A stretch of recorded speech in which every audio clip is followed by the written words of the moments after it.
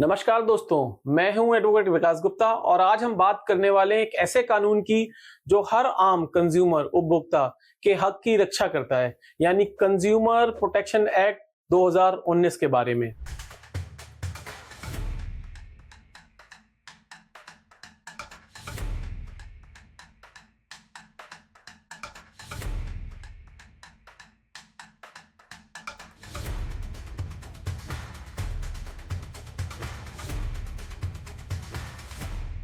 हम सब ने कभी ना कभी किसी फॉल्टी प्रोडक्ट, खराब सर्विस या बेवजह कस्टमर हरेसमेंट का शिकार हुए हैं। कभी ऑनलाइन सामान खरीदा, डिफेक्टिव निकला, सामान गायब निकला, कभी एयरलाइन में टिकट आपकी कैंसिल कर दी जाती है, लगेज आपका गायब हो जाता है, कभी बिल्डर वन साइडेड एग्रीमेंट बनाता है, क्लॉज लगाता है और पोजीशन में डिले करता है, क्वालिटी को खराब करता है और अपने वादों को पूरा नहीं करता है। ऐसे में सवाल उठता है, क्या हमारे पास कोई लीगल प्रोटेक्शन है? क्या हम किसी फोरम, किसी कोर्ट में कंप्लेंट कर सकते हैं? क्या हमें वकील की जरूरत होती है? इस वीडियो में हम कंज्यूमर प्रोटेक्शन के हर इंपॉर्टेंट पहलू को कवर करेंगे step by step. Consumer protection act 2019 एक कंप्रहेंसिव, एक विस्तृत लॉ है जिसे पार्लियामेंट ने बनाया है ताकि कंज्यूमर यानी उपभोक्ता, हम जैसे कॉमन लोगों के अधिकारों की रक्षा हो सके, उनकी शिकायतों, ग्रीवेंस का रिड्रेसल तेजी से हो सके और अनफेयर ट्रेड प्रैक्टिस, जिसको हम डिटेल में समझेंगे।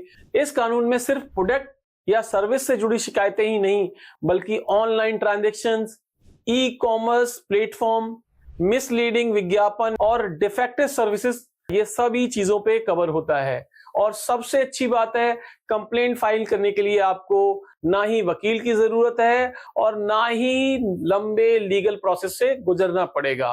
तो चलिए शुरू करते हैं इस जर्नी को, आपके हक की, आपके अधिकार की, विथ कंज्यूमर प्रोटेक्शन एक्ट 2019। अब सबसे पहले यह समझते हैं कंज्यूमर कौन होता है और कौन नहीं होता है।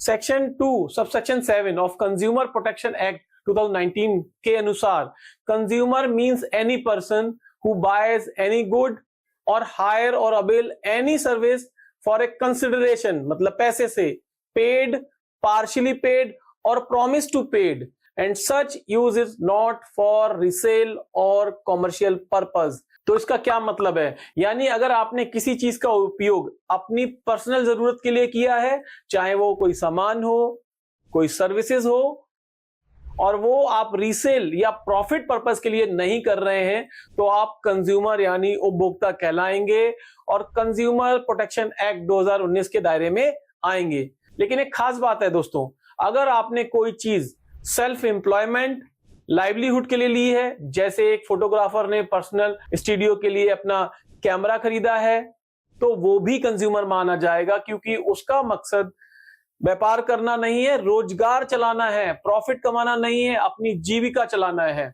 अब हम इसी बात को एक केस लॉ से समझते हैं। Lakshmi engineering works versus PSG industrial institute, ये सुप्रीम कोर्ट का केस है 1995।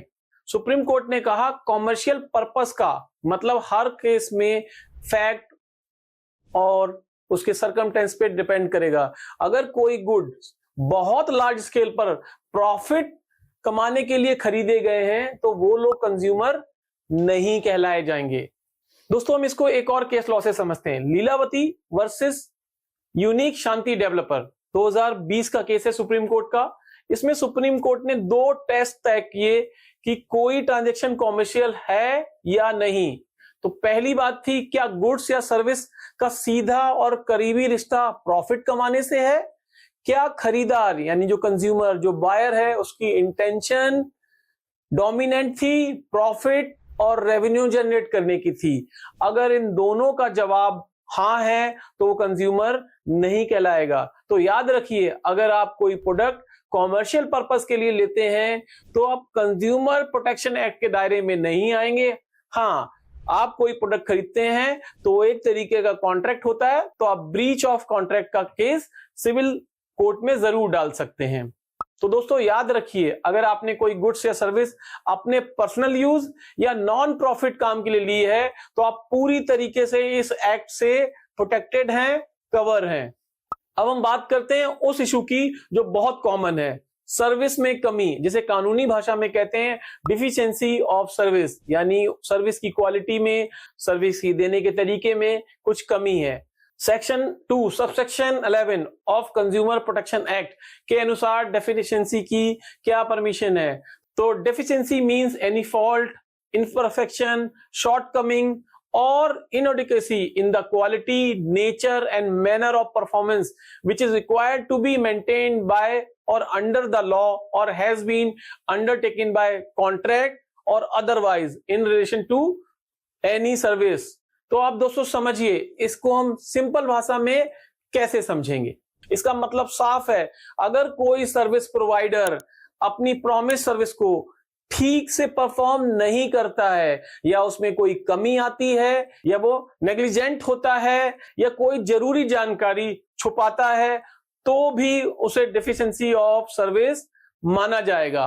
अब दोस्तों हम इसको एक रियल केस से समझते हैं। राजीव शर्मा वर्सेस गो एयरलाइन, एक एयरलाइन का केस है। कंप्लेनेंट ने एक फॉरेन वेकेशन के लिए टिकट्स खरीदे करीब लगभग 22,000 में, और दिल्ली एयरपोर्ट से चेक इन में अपने सारे लगेज दे दिए। उसके बैग थे, उसके पैसे थे उसमें।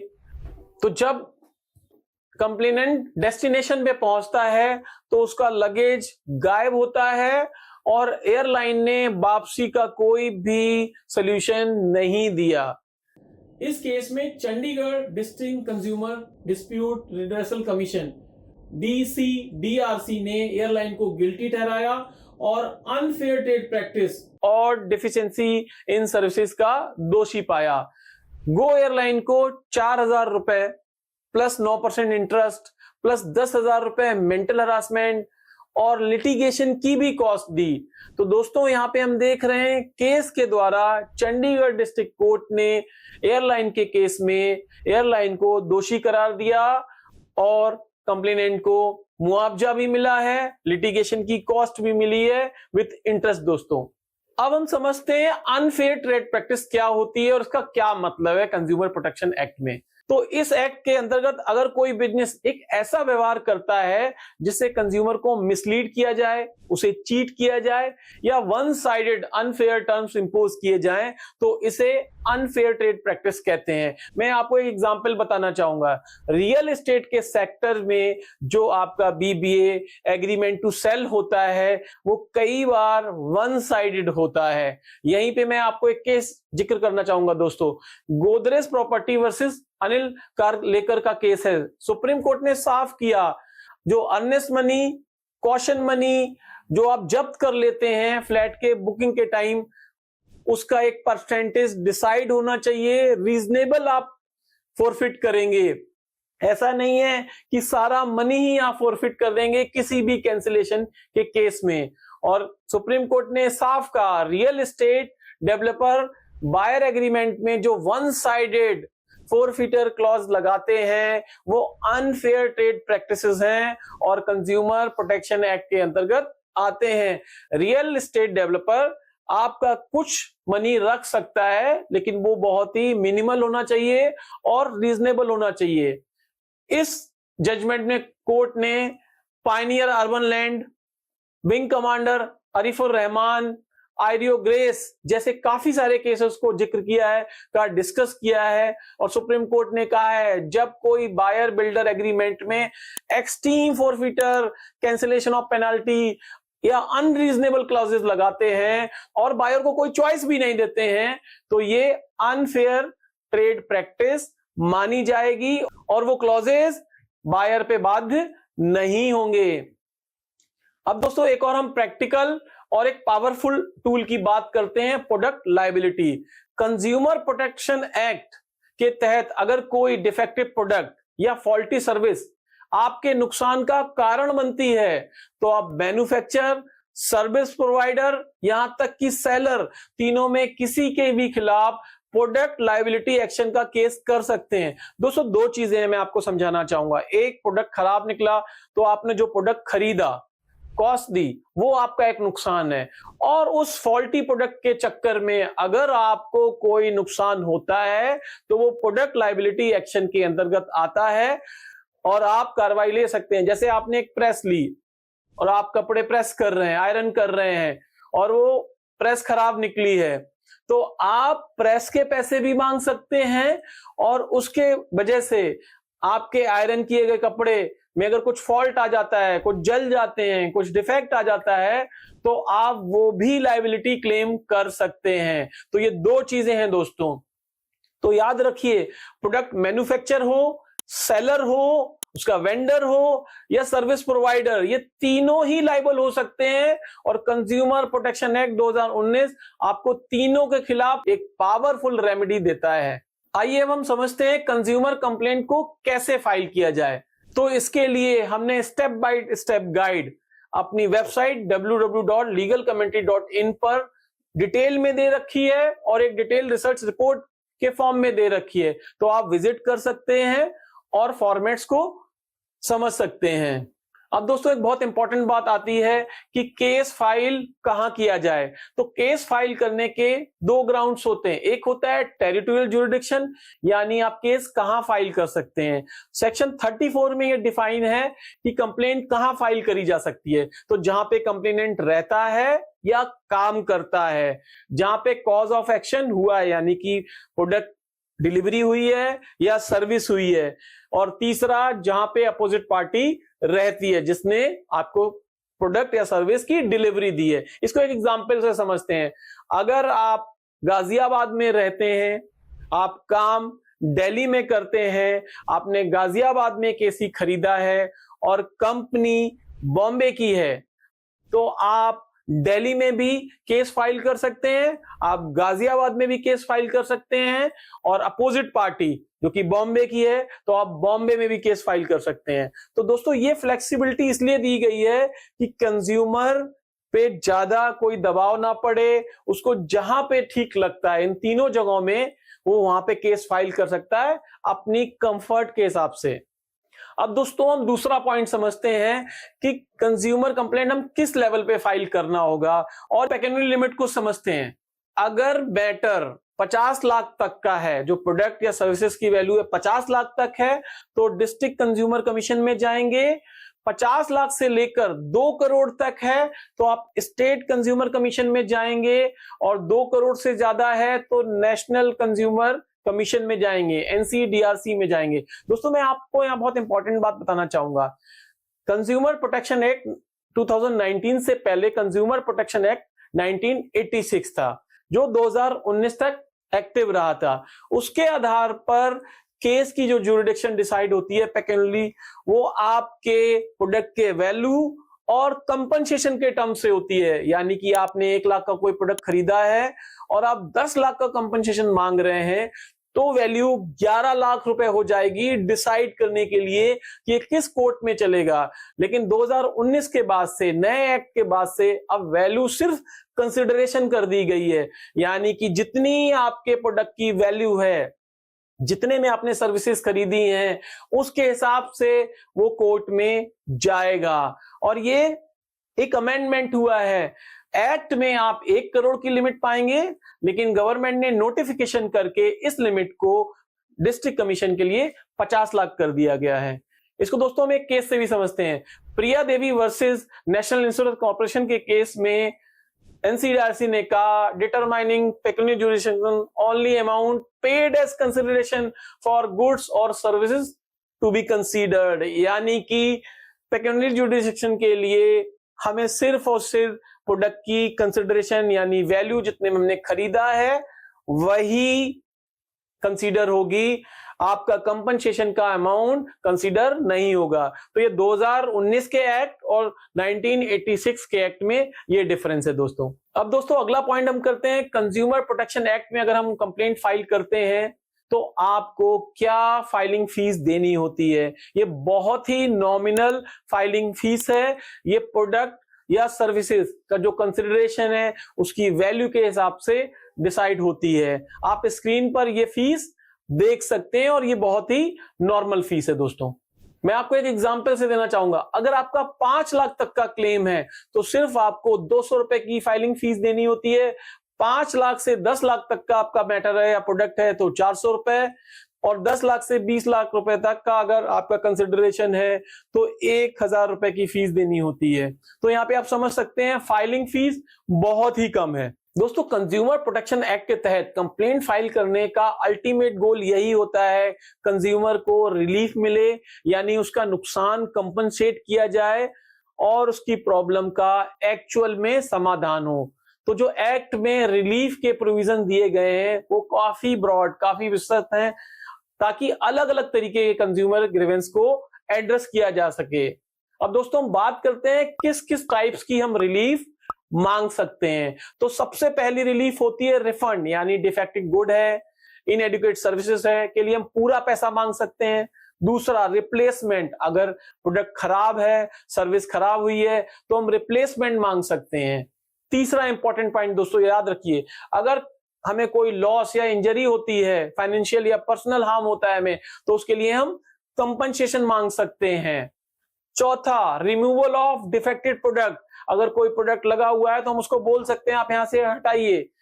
पांचवा, हम कंपनी को बोल सकते हैं अनफेयर ट्रेड प्रैक्टिसेस को बंद करे, अपने मिसलीडिंग एडवर्टीजमेंट को जो बहुत चलते हैं, ये कोल्ड ड्रिंक आप पी लेंगे तो उड़ने लगेंगे, इन सबको बंद करने के लिए भी आप कंप्लेंट डाल सकते हैं। कोई भी मार्केट में हैजार्डस यानी खतरनाक प्रोडक्ट है जो नुकसान कर सकता है, उसको मार्केट से हटाने के लिए भी आप बोल सकते हैं।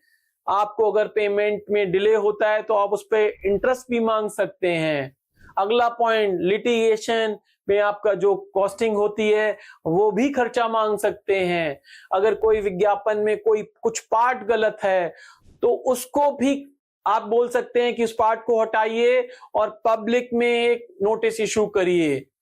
अगला पार्ट, आप उनको ये भी बोल सकते हैं कि ऐसे वायलेशन आप आगे नहीं करेंगे, सीज एंड डिजीज का ऑर्डर भी पास हो सकता है। दोस्तों आप ये भी बोल सकते हैं कि इंडिपेंडेंट लेबोरेटरी से उस प्रोडक्ट को चेक किया जाए और आपको पेनल्टी या डैमेज दिया जाए। दोस्तों, एक बहुत कॉमन सवाल है जो बहुत सारे लोग पूछते हैं, क्या कंज्यूमर कमीशन में लड़ने के लिए एडवोकेट यानी वकील की जरूरत होती है? तो इसका जवाब है नहीं, बिल्कुल नहीं जरूरत होती है। कंज्यूमर प्रोटेक्शन एक्ट की ये फिलॉसफी है कि कंज्यूमर को इजी, स्पीडी और इनएक्सपेंसिव यानी कि बहुत ही सस्ता तरीका मिले, इसलिए प्रोसीडिंग सिविल कोर्ट की तरह टेक्निकल नहीं होती हैं और बहुत ही इनफॉर्मल और अप्रोचेबल होती हैं। दोस्तों इसमें लॉ क्या कहता है? कंज्यूमर प्रोटेक्शन एक्ट कहता है कंज्यूमर अपनी कंप्लेंट डायरेक्टली फाइल कर सकता है, अपने किसी रिप्रेजेंटेटिव से भी फाइल करवा सकता है, अपने फैमिली मेंबर, अपने दोस्त के थ्रू भी वो केस को करवा सकता है, अपना केस खुद रिप्रेजेंट कर सकता है, लीगल रिप्रेजेंटेशन भी मांग सकता है और वो कंपलसरी नहीं है। दोस्तों, इसी में एक पॉइंट आता है कि आपको एडवोकेट हायर करने के बारे में कब विचार करना चाहिए।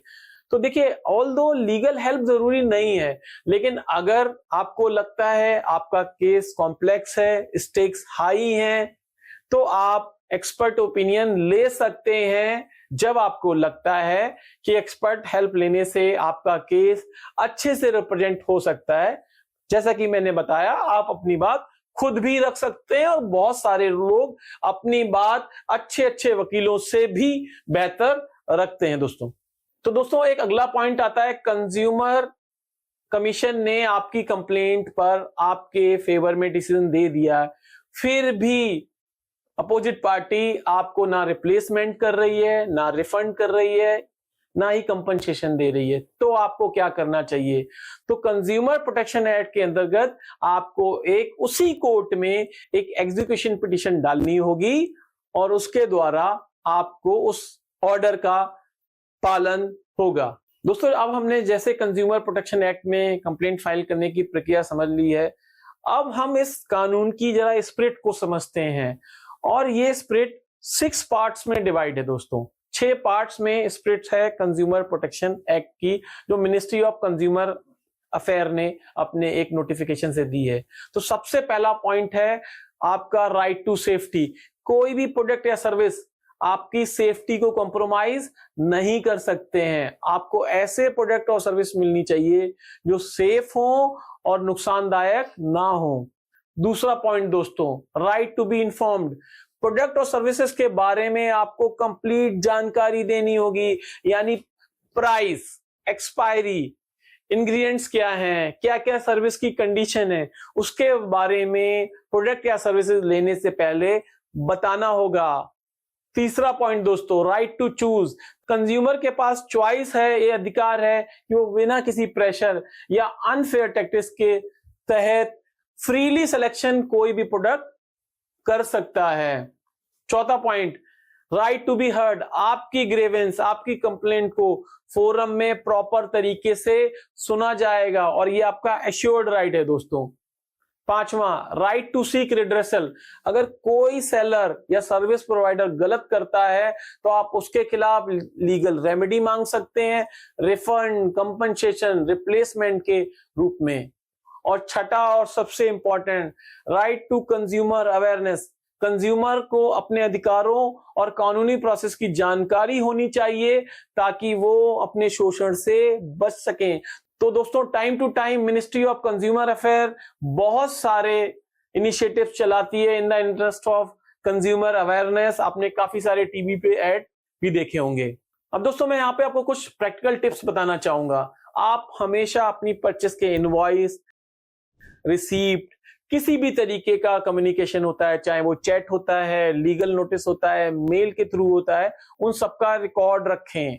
कंप्लेंट करने से पहले सेलर से डायरेक्ट रेजोल्यूशन यानी कि सॉल्यूशन लेने का प्रयास करें। अगर फिर भी ग्रीवेंस बनी रहती है तो NCH पोर्टल पे ग्रीवेंस डालें, उसका लिंक आप नीचे देख सकते हैं। तो पहला स्टेप, कंपनी से खुद से बात करने की कोशिश करें।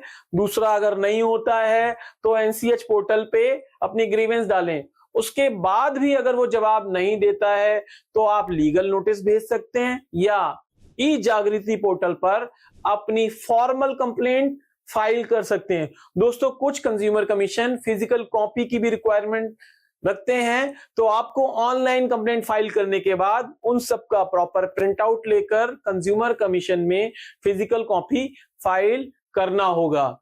और दोस्तों, सबसे जरूरी, अपने कंज्यूमर राइट के प्रति अवेयर और सजग रहें और समय पर एक्शन लें। यही लॉ की असली मंशा है, एक ऐसा सिस्टम बनाना जहां कंज्यूमर लीगली एम्पावर्ड हो, इन्फॉर्म्ड हो और न्याय की एक्सेस उसको सरलता से मिले दोस्तों। तो दोस्तों, उम्मीद करता हूं ये वीडियो आपको काफी जानकारी भरा, मददगार लगा होगा। इस वीडियो से जुड़ी पूरी रिसर्च रिपोर्ट और कंप्लेंट कैसे दर्ज करें उसके स्टेप्स के साथ हमने अपनी वेबसाइट www.legalcommittee.in पर डाले हैं। वहां पे आप विजिट कर सकते हैं, देख सकते हैं। अपने सवाल हमें कमेंट सेक्शन में जरूर लिखें। जल्दी मिलते हैं एक और नए और इंटरेस्टिंग टॉपिक के साथ। तब तक सजग रहिए, समझदार रहिए। धन्यवाद।